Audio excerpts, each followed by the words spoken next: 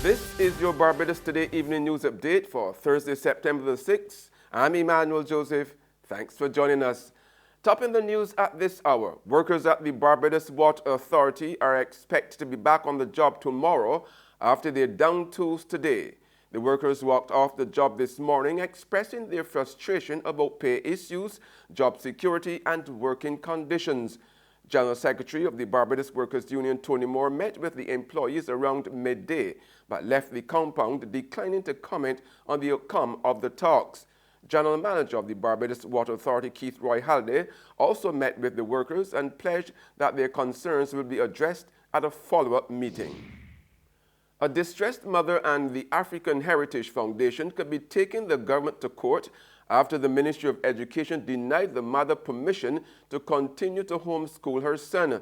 Now, the woman who was forced to start homeschooling her 13-year-old son at the start of January after he was severely bullied at a rural school says the Ministry of Education has advised that the child shall no longer be homeschooled.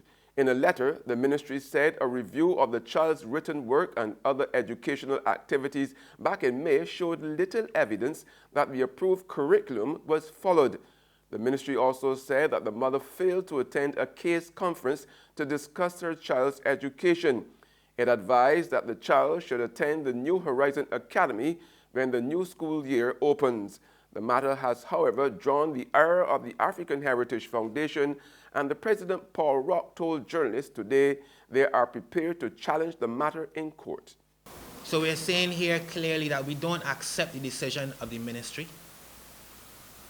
We don't think it is just. We think it's against the mother's constitutional and certainly her human rights, and we need it addressed.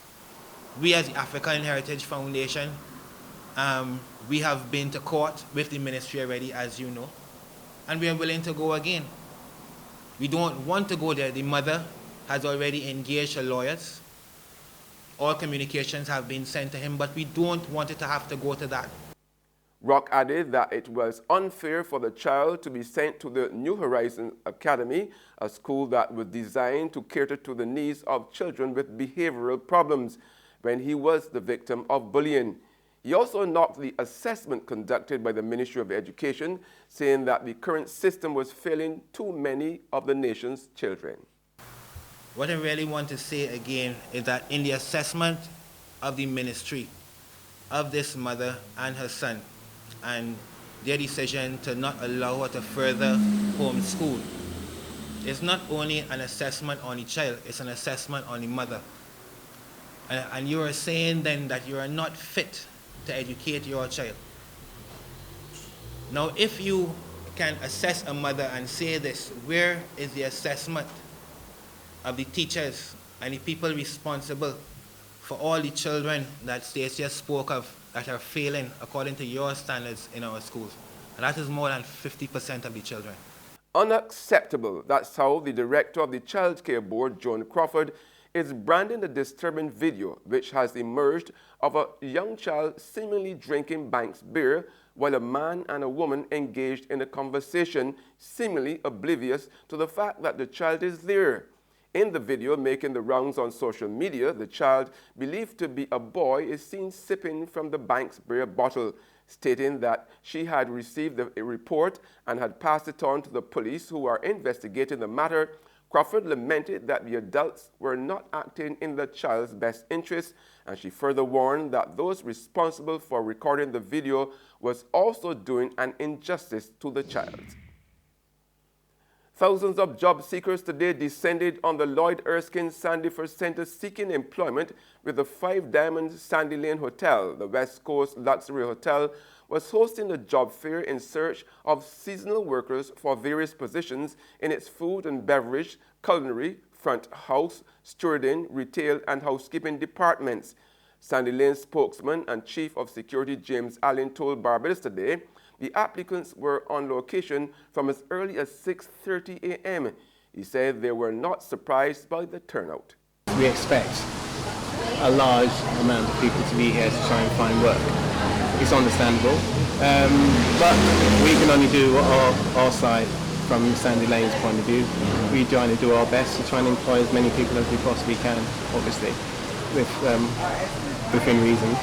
And like I said, it's just, at this moment in time, we're just doing work for seasonal work for individuals. And then we can go from there, really. There's regional and international news after this short break. BIT's Central Bank Meets Blockchain Conference is the only conference in the world that brings together regulators, governments, and private entities to discuss how they might work together using blockchain to make a positive impact on the lives of the people in the Caribbean. We are so proud to host this forum, which allows for constructive dialogue and engagement because it recognizes the transformative potential of distributed ledger technology and the work that BIT is doing in the region. Blockchain technology has the power to address the demand for easier and real-time KYC solutions while improving overall KYC standards. With the advent of digital currency, these AML solutions can strengthen compliance like never before. We have an excellent lineup of speakers, including our keynote speaker, the Honorable Mia Mottley, Prime Minister of Barbados, the Honorable Alden McLaughlin, Premier of the Cayman Islands, Dr. Jack Meaning, economist from the Bank of England, Therese Turner-Jones, the General Manager for the Caribbean Division of the IDB, and many more noteworthy speakers who you don't want to miss. The Inter-American Development Bank supports this event and is our platinum sponsor. We're so grateful to them for their support and acknowledgement of our work. We hope you can join us on September the 18th, 2018 at the Hilton Barbados Resort to hear what leaders in the region and in the blockchain space have to say about the role of blockchain technology in promoting social inclusion, financial empowerment, and economic growth for this and future generations. See you there.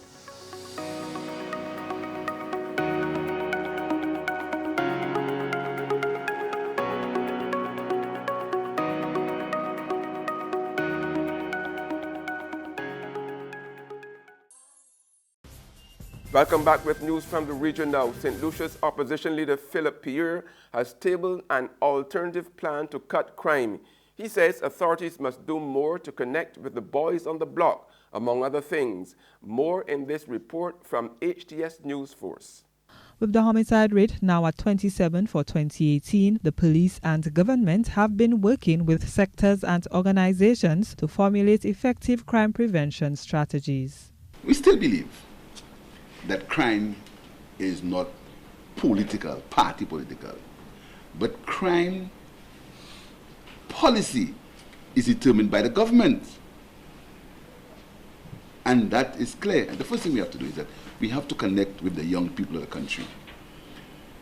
These symposiums are fine, but the guys on the block, are we hearing what he's saying?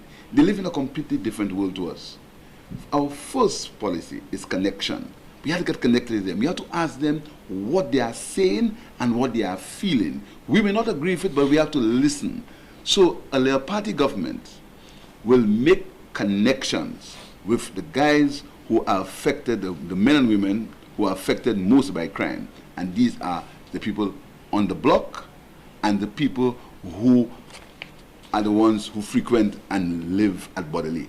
And on the international front, India's Supreme Court has struck down a colonial-era law criminalizing consensual gay sex, overturning more than 150 years of anti-LGBT legislation.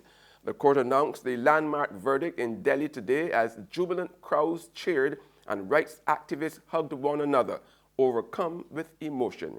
We get the details in this CNN report.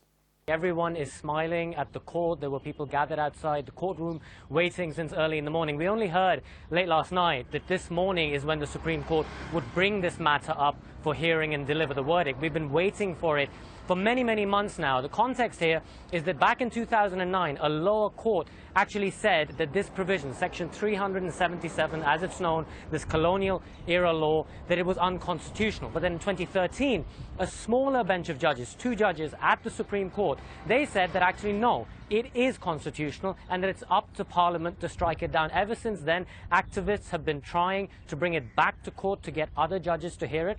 That's exactly what happened. Last year, the court said that privacy is a fundamental right, and we knew then that on the basis of that ruling, this would come at some point soon. And it happened this morning. And that's news. But for the very latest, visit our website at www.barbadostoday.bb.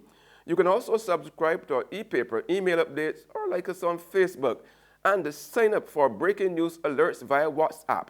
We are also on Izumi Media in bus terminals as well as screenplay at supermarkets and gas stations near you. Now you can also hear us on Mix 96.9 FM. I'm Emmanuel Joseph. Have a fantastic evening.